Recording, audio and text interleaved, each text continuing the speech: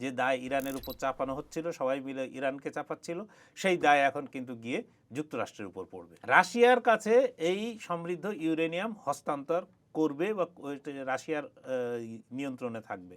Iran যখন blockade তুলে নিচ্ছে, হরমুজ খুলে দিচ্ছে, তখন আমেরিকা কেন এটা চালিয়ে যাচ্ছে? ইতিমধ্যে 50 থেকে 60,000 সৈন্য মার্কিন সেনা সেখানে আপনার হাজির করা হয়েছে। আরও 10,000 আসছে বলে শোনা যাচ্ছে। পাকিস্তান সীমান্ত দিয়ে আপনার আমেরিকান সেনারা ঢুকতে পারে।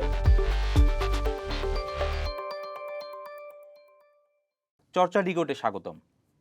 মার্কিন প্রেসিডেন্ট ডোনাল্ড ট্রাম্প দাবি করলেন যে ইরান ইউরেনিয়াম হস্তান্তরে রাজি হয়েছে, তবে ইরান সেই দাবিকে নাকচ করে দিয়েছে। ইরান হরমুজ প্রণালী খুলে দিলেও মার্কিন ব্লকেড এখনও আছে। সব মিলিয়ে আগামীকাল অর্থাৎ সোমবার ইরান এবং আমেরিকা পাকিস্তানের মধ্যস্থতায় আবার ইসলামাবাদে বৈঠকে বসতে যাচ্ছে। বিশ্ব পুরোপুরি তাকিয়ে আছে এই বৈঠকের দিকে। এই বৈঠকে যুদ্ধবিরতির স্থায়ী কোনো চুক্তি হবে কিনা তা নিয়ে আমরা আলোচনা করব। সঙ্গে আছেন চর্চার ব্যবস্থাপনা সম্পাদক সেলিম খান। সেলিম খান, আপনাকে স্বাগতম। প্রথম দফার বৈঠকে আমরা দেখলাম কোনো সিদ্ধান্ত, কোনো চুক্তি না হয়ে বৈঠকটি শেষ হলো। আগামীকাল আবার বৈঠকে বসছে ইরান আমেরিকা, এমনটি শোনা যাচ্ছে। বৈঠকটি ইসলামাবাদে হবে। আপনার কাছে কি মনে হয়, এই বৈঠকে কোনো চুক্তি হতে পারে স্থায়ী যুদ্ধবিরতির? দেখুন, এই আলোচনা ভেঙে যাওয়ার পর প্রথমবার দুটো দেশ পরস্পরের যুদ্ধে লিপ্ত ছিল। তারা একটা আলোচনা 21 ঘন্টা হোক আর যাই হোক না কেন, সে 25 ঘন্টা, সেই আলোচনায় যে ফল আসবে সেটি তো মানে হওয়ার কথা না। কিন্তু দেখুন, ওই প্রথম আলোচনাটি হয়েছিল বলেই আবার দ্বিতীয় আলোচনার প্রসঙ্গটি আসছে, যেটা রোববার বা সোমবার হওয়ার কথা।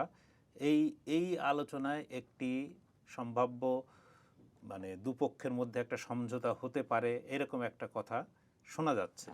এখন সমঝোতা হবে কি হবে না এইটা বলা এখনও কঠিন। তবে ইরানের দিক থেকে যেটা বলবো, ইরানের দিক থেকে তাদের প্রথম থেকে যে শর্তগুলো ছিল সেই শর্তে তারা এখনও অনড় আছে। তাদের দিক থেকে মানে ছাড় দেওয়ার বিষয় ছিল, তারা সবগুলো বিষয় ছাড় দিয়েছে। যেরকম ইরানের ঘোষিত অবস্থান হচ্ছে সে কখনো পারমাণবিক বোমা বানাবে না। সে এখনও বলে যাচ্ছে যে সে পারমাণবিক বোমা বানাবে না। সে এনপিটিতে সই করা একটি দেশ। এনপিটির সই করা একটি দেশের ওই চুক্তিতে যে অধিকার দেয়া হয়েছে সেই অধিকার তো ইরানেরও থাকা উচিত। কিন্তু আমেরিকা এনপিটিতে যেগুলো আছে সেগুলো আমেরিকা ও তার মিত্র ইউরোপের দেশগুলো ইরানকে দিতে রাজি না।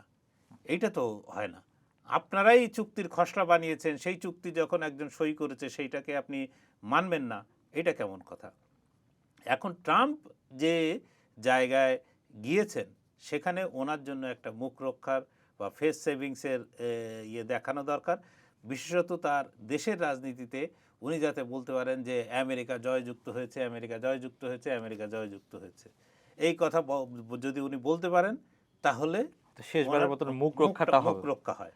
এখন এই মুখ রক্ষা যদি দুপক্ষের মধ্যে মান সম্মানের টানাটানি নিয়ে টানাটানি চলে, যে আমার মুখ রক্ষা হতে হবে, অমুকের আমার মুখ রক্ষা হতে হবে, এই ছাড় দিলে আমি কি করব, তাহলে আমার দেশের মানুষ থাকবে না, এই জায়গায় যদি আটকে যায় তাহলে বৃহত্তর বিশ্বের জন্য মানে এটা একটা বড় ধরনের সেটব্যাক হবে। সেলিম খান, আমরা গতকালকে দেখলাম হরমুজ প্রণালী ইরান খুলে দিয়েছে, কিছু শর্ত আরোপ করেছে যে আইডিসির অনুমতি লাগবে, এরকম কিছু। তো সব মিলে আপনার কাছে কি মনে হয়, হঠাৎ করে ইরান হরমুজ প্রণালী খুলে দিল কেন? এর পেছনে কি ইরানের অর্থনৈতিক কোনো চাপ আছে কিনা, পারিপার্শ্বিক অন্যান্য যে দেশগুলো আছে তাদের কোনো চাপ আছে কিনা? দেখুন, ইরান যে হরমুজ প্রণালী খুলে দিয়েছে এটা কিন্তু সে প্রথম থেকেই বলে আসছিল যে যদি লেবাননে যুদ্ধবিরতি কার্যকর হয়, যদি লেবাননের উপরে আর কোনো হামলা না হয়, তাহলে সে সবগুলো যুদ্ধবিরতির আগে যে অবস্থা, মানে যুদ্ধ শুরুর আগের যে অবস্থা ছিল সেই অবস্থা কিন্তু সে ফিরে যাবে। এখন নিশ্চিতভাবে সে যখন আপনার লেবাননে 10 দিনের যুদ্ধবিরতি কার্যকর হলো, তখন কিন্তু সে মানে তখনই সে হরমুজ প্রণালী খুলে দেওয়ার ঘোষণা দিল। এবং হরমুজ দিয়ে এখন কোনো আপনার জাহাজের যেতে, কোনো তেলবাহী জাহাজ হোক, যে জাহাজ, কোনো জাহাজের যেতে আপনার অসুবিধা নেই। অসুবিধা যেটা হচ্ছে সেটা হচ্ছে যে ইরানের ওই যে আমার মানে ইরানের উপকূল ধরে তাকে যেতে হবে। আচ্ছা, যদি যেতে হয় ইরানের উপকূল ধরে যেতে হবে এবং আইআরজিসিতে সে হয়তো একটা নিবন্ধন করে রাখতে পারে যে অমুক জাহাজ গেছে, এই পর্যন্তই। কিন্তু এই আপনার ওদিকে তো আমেরিকা ব্লকেট দিয়ে রেখেছে। আমেরিকার এই অবরোধের কারণে যদি কেউ ক্ষতিগ্রস্ত হয় এর দায় কিন্তু আপনার আমেরিকাকেই নিতে হবে। এবং ইরান এই কাজটি খুবই বুদ্ধিমত্তার সঙ্গে করেছে যে আগামী বুধবার পর্যন্ত এই যে যুদ্ধবিরতির যে সময়সীমা আছে, এই সময়সীমার মধ্যে যদি কারোর জাহাজ আটকে যায় তার জন্য ইরান দায়ী থাকবে না। যে দায় ইরানের উপর চাপানো হচ্ছিল, সবাই মিলে ইরানকে চাপাচ্ছিল, সেই দায় এখন কিন্তু গিয়ে যুক্তরাষ্ট্রের উপর পড়বে। ইরান যুক্তরাষ্ট্র যে সংঘাত কিংবা এখন যে চুক্তি নিয়ে আলোচনা হচ্ছে, এখানে পারমাণবিক ইস্যুটা বেশ গুরুত্বপূর্ণ। সেই জায়গাটায় ট্রাম্প দাবি করলেন যে ইরান তার যে সমৃদ্ধ ইউরেনিয়াম আছে তা হস্তান্তর করে দেবে, তবে ইরানের পক্ষ থেকে এই দাবি উড়িয়ে দেওয়া হয়েছে। তো সব মিলিয়ে আবার ট্রাম্প নতুন করে বললেন যে বুধবারের মধ্যে কোনো স্থায়ী চুক্তি না হলে ইরানে ফের হামলা হবে। এখানে কোনো সংকট আছে কিনা যুদ্ধবিরতি হওয়ার? একটা জিনিস হচ্ছে যে ইরান আপনার সমৃদ্ধ ইউরেনিয়াম তুলে দেবে, এই দাবিটা ট্রাম্পের মানে তার দ্বিতীয় দফায় ক্ষমতায় বসার পর থেকে আমরা যেভাবে ট্রাম্পকে দেখছি যে উনি সব কিছু আগাম বলে দেন, এবং এই আগাম বলে দেয়া যে অমুক অমুকতে রাজি হয়েছে, অমুক দেশ তো ওই তার সঙ্গে টার্মস অ্যান্ড কন্ডিশন সব কিছু ঠিক হয়ে গেছে, কিন্তু পরে দেখা যায় যে ওর সঙ্গে আদপে কিছু ঠিক হয়নি। তিনি যেরকম যখন ট্যারিফ নিয়ে বিভিন্ন দেশের সঙ্গে তার সমস্যা, তিনি বলতে থাকলেন যে ওরা তো আমাদের আমেরিকার সব শর্ত মেনে নিচ্ছে, সব শর্ত, এটা বলে তিনি ওই দেশের উপর একটা পাল্টা প্রেশার ক্রিয়েট করতে চান। এটা এই খুব পুরানো নীতি। তিনি বার্গেন করতে ভালোবাসেন, ব্যবসায়ী মানুষ, নানা জিনিস নিয়ে বার্গেন করেন, ফলে উনি এখন ক্ষমতায় বসেও সেই তার বার্গেনিং পাওয়ারটাকে ইউজ করছেন। এবং তিনি জানেন যে আমেরিকা এখনও পর্যন্ত অর্থনীতি, সামরিক শক্তিতে সব দিক দিয়ে 1 নম্বর, সুতরাং তিনি তার মানে ধরাকে সরা জ্ঞান করছেন এবং এইভাবে চাপিয়ে যাচ্ছেন। এবং ইরান সঙ্গে সঙ্গেই ট্রাম্প বলার সঙ্গে সঙ্গেই কিন্তু ইরানের পক্ষ থেকে প্রতিবাদ আসছে যে এই ধরনের কোনো কিছু হয়নি। আর এর আগেও যখন ওবামা আমলে 2015 সালে এই চুক্তি ইরানের সঙ্গে যে পরমাণু চুক্তি হয় যার বিনিময়ে ইরানকে অনেক ছাড় দেওয়া হয়েছিল, সেইখানেও তখনও এই একই কথা উঠেছিল। তখন যে কথা উঠেছিল তখন ছিল যে ইরান তৃতীয় কোনো দেশ, সম্ভাব্য গন্তব্য ছিল যে রাশিয়া। রাশিয়ার কাছে এই সমৃদ্ধ ইউরেনিয়াম হস্তান্তর করবে বা রাশিয়ার নিয়ন্ত্রণে থাকবে, সেই কথাটা কিন্তু রাশিয়া ছিল। এটা আমেরিকার হাতে তুলে দেওয়ার কথা কখনো ইরান আমেরিকা বা ইউরোপীয় কোনো দেশের হাতে তুলে দেওয়ার কথা কিন্তু বলেনি। সেক্ষেত্রে রাশিয়াই হতে পারে একমাত্র ইরানের গ্যারান্টার, এর বাইরে কেউ না। এবারও যদি হয় এরকম হতে পারে। কিন্তু আপনি দেখুন কালকে আসিম মুনির প্রায় 3 দিন তিনি আপনার ইরানে রাজধানী তেহরানে ছিলেন। সেখানে তাদের সঙ্গে যে আলোচনা হচ্ছিল, সেই আলোচনায় কিন্তু ইরানের আপনার যে আলোচকরা ছিলেন তারা আসিম মুনিরের কাছে মানে প্রশ্ন তুলেছেন যে এই ইরান যখন ব্লকেট তুলে নিচ্ছে, হরমুজ খুলে দিচ্ছে, তখন আমেরিকা কেন এটা চালিয়ে যাচ্ছে?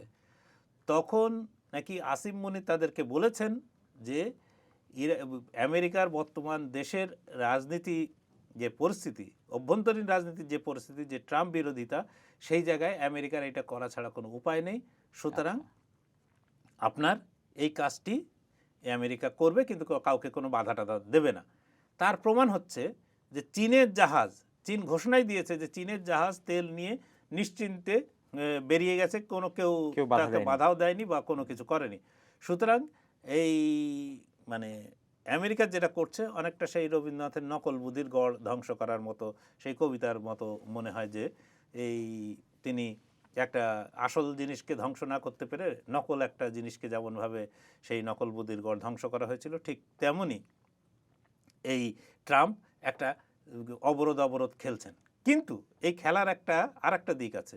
সেই দিকটা হলো ইতিমধ্যে 50 থেকে 60 হাজার সৈন্য মার্কিন সেনা সেখানে আপনার হাজির করা হয়েছে। আরও 10,000 আসছে বলে শোনা যাচ্ছে। এখন এই বিপুল সেনা, আপনি একদিকে শান্তি আলোচনা চালাচ্ছেন, একদিকে আপনার কি বলে স্থায়ী চুক্তি করার জন্য কথা বলছেন, আপনি যুদ্ধ বন্ধ করার প্রস্তাব দিচ্ছেন, এর মধ্যে আপনি কি করছেন? তলে তলে একের পর এক বিমানবাহী রণতরী, তার সঙ্গে আরও যুদ্ধজাহাজ, আপনি গিয়ে পুরো ইরানকে ঘিরে ফেলার চেষ্টা করছেন। তো এইটা তো দুটো একসঙ্গে তো হতে পারে না। তার মানে আপনার সদিচ্ছা নিয়ে অবশ্যই প্রশ্ন তোলা আছে, যায়। এবং প্রশ্ন তোলা যায় না, প্রশ্ন ইতিমধ্যে উঠেছে। আপনার বলাই যায় যে ইরান যদি এই তার আমেরিকার শর্ত অনুযায়ী রাজি না হয় বা না মানতে রাজি হয়, সেক্ষেত্রে ট্রাম্প একটা ওজোর অজুহাত খুঁজবেন, যে ওজোর অজুহাত দিয়ে আবার ইরানের উপর আক্রমণ শানানো হবে। সেক্ষেত্রে কি স্থল অভিযান চালাতে পারে? এখন তো সৈন্য অনেক নিয়ে গেছে ইরান সীমানায়। হ্যাঁ, সেক্ষেত্রে স্থল অভিযান শুরু হতে পারে। একটা হচ্ছে যে ইরানের সঙ্গে যাদের যাদের সীমান্ত, সেক্ষেত্রে একটা বলা হচ্ছে যে পাকিস্তান সীমান্ত দিয়ে আপনার আমেরিকান সেনারা ঢুকতে পারে, এরকম আচ্ছা। একটা কথা বলা হচ্ছে। 2 নাম্বার হচ্ছে যে অন্যান্য পার্শ্ববর্তী দেশ সৌদি আরব বা এই ইউএই, এদের কাছ থেকে, এদের দিক থেকেও স্থল সেনা ঢুকতে পারে। সেক্ষেত্রে ইরান কি করবে না করবে সেটা একটা বড় প্রশ্ন। কিন্তু মনে রাখতে হবে একটা জিনিস, মানে আমাদের সবাইকে মনে রাখা দরকার, যে 28 ফেব্রুয়ারির আগের বিশ্ব এবং 28 ফেব্রুয়ারির পরের বিশ্ব, এই দুটো কিন্তু আলাদা, এই দুটো কিন্তু আর এক নেই। কারণ এতদিন ধরে আমেরিকা যে ভয় দেখিয়ে এসেছিল, সেই ভয় কিন্তু সবাই ইরানের ভেঙে গেছে। ইরানের সঙ্গে সঙ্গে যে অন্যান্য দেশ, তারাও তারাও বুঝে গেছে যে আমেরিকা যতটা বলে, আমেরিকার সেই শক্তি নেই, বা আমেরিকা হতে পারে পৃথিবীর সবচেয়ে বড় সামরিক শক্তি, বড় আর্থিক শক্তি, সব কিছু হতে পারে, কিন্তু সে যেটা করবে বলেছে সেই করার ক্ষমতা তার নেই।